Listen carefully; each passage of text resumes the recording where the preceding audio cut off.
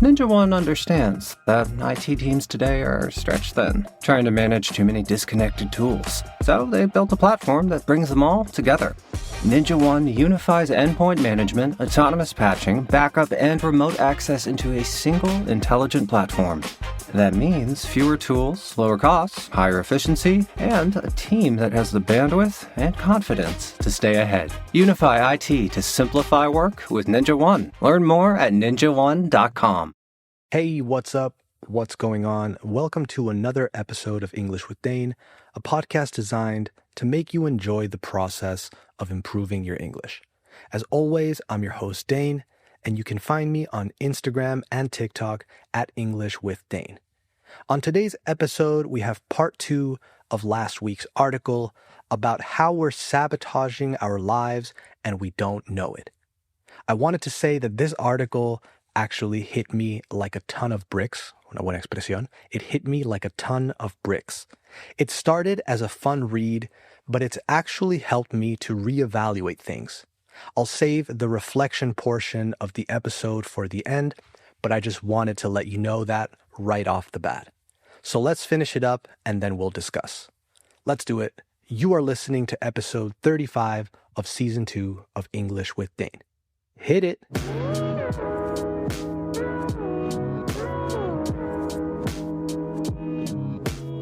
Okay, we have 2 ways left, 2 ways that we're sabotaging our lives. Let's get right into it. And that brings us to 2, focusing on the whole instead of the next step. Whole con W, as in the entirety of something. You go to the doctor and he tells you that you have a bacterial infection that will never, ever go away. It will literally eat away a crucial part of your digestive system unless you do a chemical treatment twice a day, every day, and do painful, semi-annual follow-up treatments with your doctor for the rest of your fucking life. Sure, it's not a death sentence, but the sheer weight of it kind of makes you want to give up. You can just see this burden stretching out in front of you forever. Ojo esa palabra, by the way, sheer, S-H-E-E-R. Sheer means pure or complete, the sheer weight of something. In Spanish, I guess we'd say absoluto, like el peso absoluto. Let's read that sentence again now that we know, and also for momentum. Sure, it's not a death sentence, but the sheer weight of it kind of makes you want to give up. You can just see this burden stretching out in front of you forever. But of course, I've just described brushing your teeth.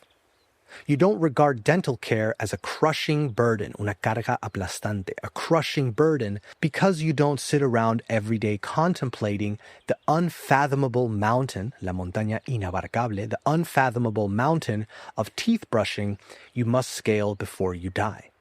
You only think of it as that thing you do in the morning because you have to, because you don't want your teeth to fall out. You manage the long-term goal, having teeth, by thinking only of the very manageable daily goal. Well, guess what? If you can apply that technique to other things, you can conquer the motherfucking world. Seriously, someone took that technique and used it to invent machines to make brushing even easier. Any great long-term project that seems impossible to most people, from building a house to writing a book to become an actual ninja, is possible to the people who do them only because they don't just focus on the end goal. There's only what they have to do today.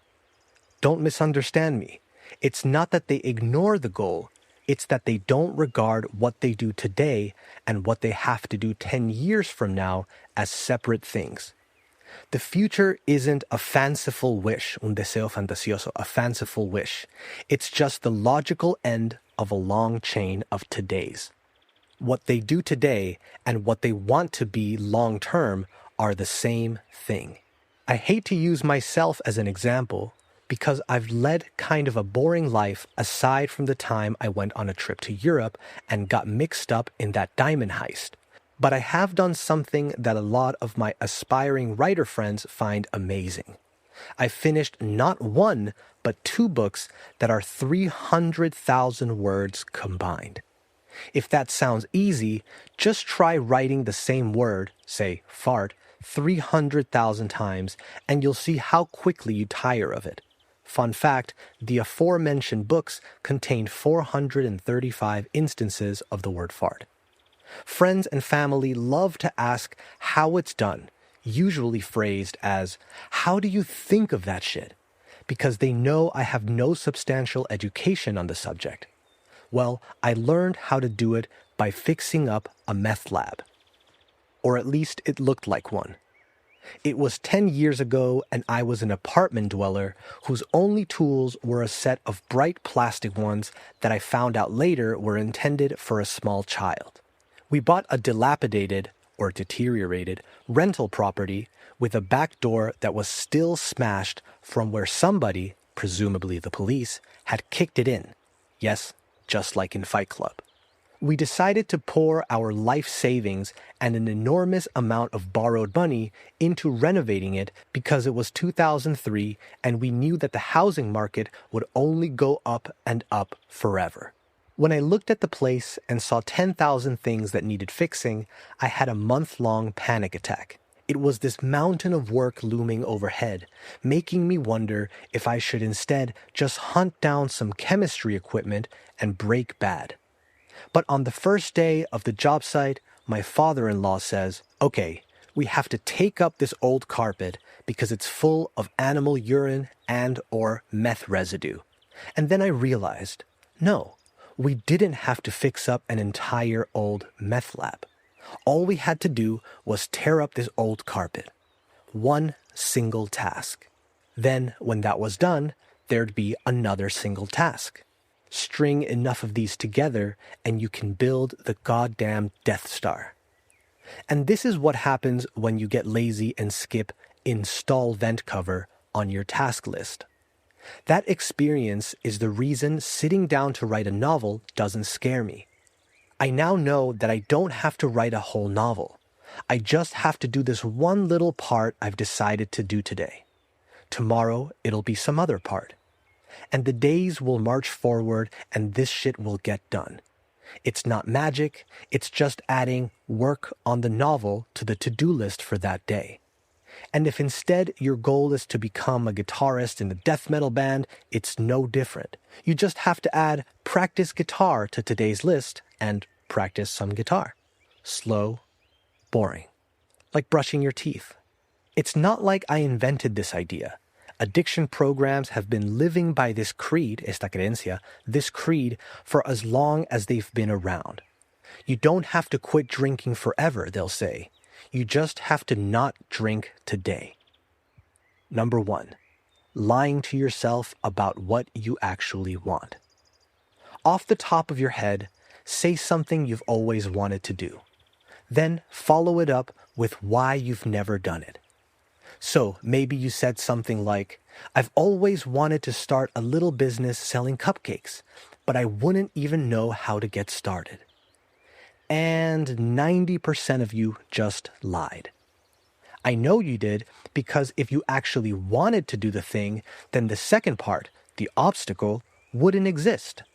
For example, if that person up there actually wanted to start their cupcake business, they wouldn't be confused about how to get started.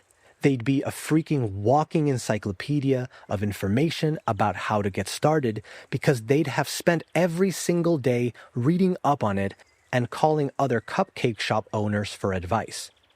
They don't do that because they don't actually want it. They don't have the invisible gun to their head. The cupcake is a lie. This right here is at the heart, al centro de, at the heart of every unfulfilled ambition in your life. We use the same word, want, to mean two completely different things.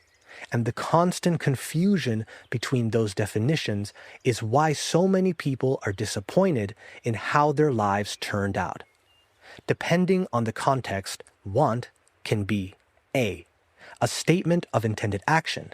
I want to mow the lawn before it rains.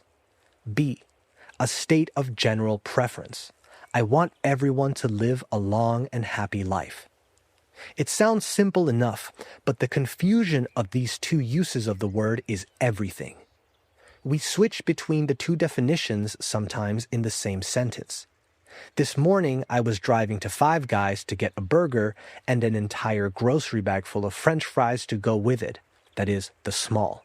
I passed a guy who was jogging, shirtless, who had a torso like Matthew McConaughey, and I said to myself, I want a body like that. And if I'd pulled over and asked the guy why he runs and works out, he'd have said the same thing, almost word for word. It's because I want a body like this.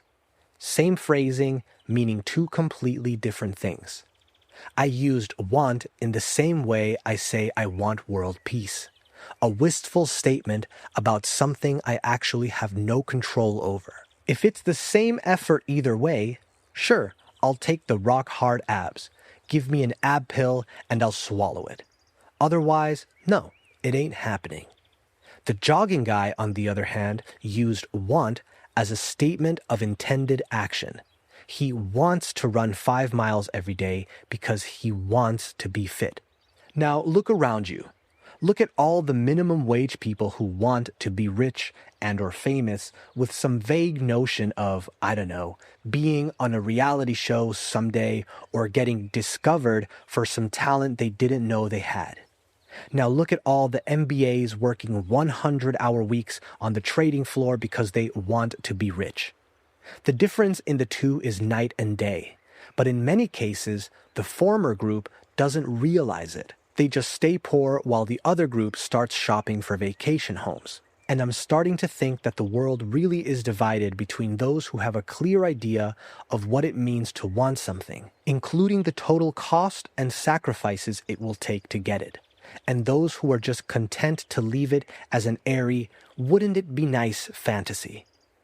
The former group hones in on what they want and goes zooming after it like a shark. The latter looks at them, shakes their head, and says, how do they do it? As if they have a cheat code or a secret technique. What? You're saying we should all be douchebag stockbrokers working 100-hour weeks? No. I'm saying that while some of you are sitting around the coffee shop talking about how you want the system to change, that douchebag is accumulating money so he can actually run for Congress. Because when he wants something, he doesn't sing a song about it.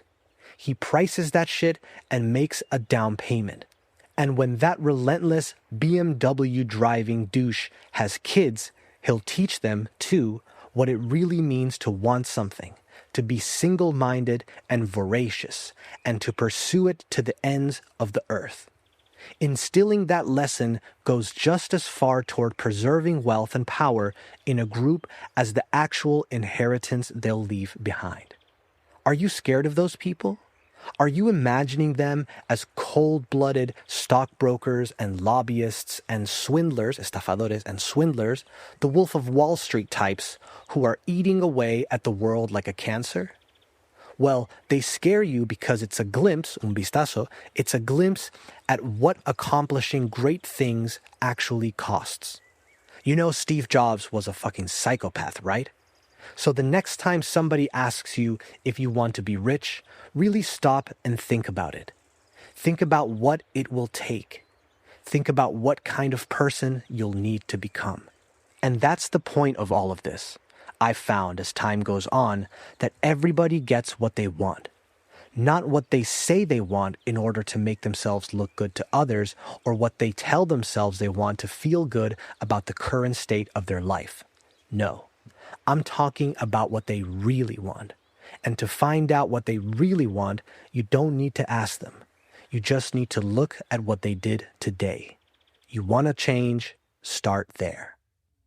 Okay, this article is fun and irreverent and all, but it honestly hit me like a truck.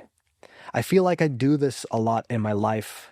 I tell myself what I want, and it stays in this dreamlike state where just thinking about it feels good, and then that dopamine boost tricks me, and it holds me over or gives me just enough of something that then doing the actual thing becomes almost irrelevant.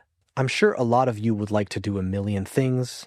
You want to learn to play the piano, you want to paint, you want to get into photography, start a clothing brand, whatever it is, and you, just like me, daydream about it from time to time and live in this fun little make-believe world that has us all trapped. Reason number 2, or way number 2, hit me particularly hard. It was focusing on the whole instead of the next step. I feel like that applies to what we're doing now. You listen to this podcast because it helps you feel more comfortable with the English language, and you learn a thing or two every time you listen. I hope. And I want to take a second to commend you or to congratulate you, because by listening to this show every week or every other week or with whatever frequency you listen to it, you're actually doing the thing, and you should feel proud of that. And I'm not telling you this because it's my podcast and I want you to listen, which is also true.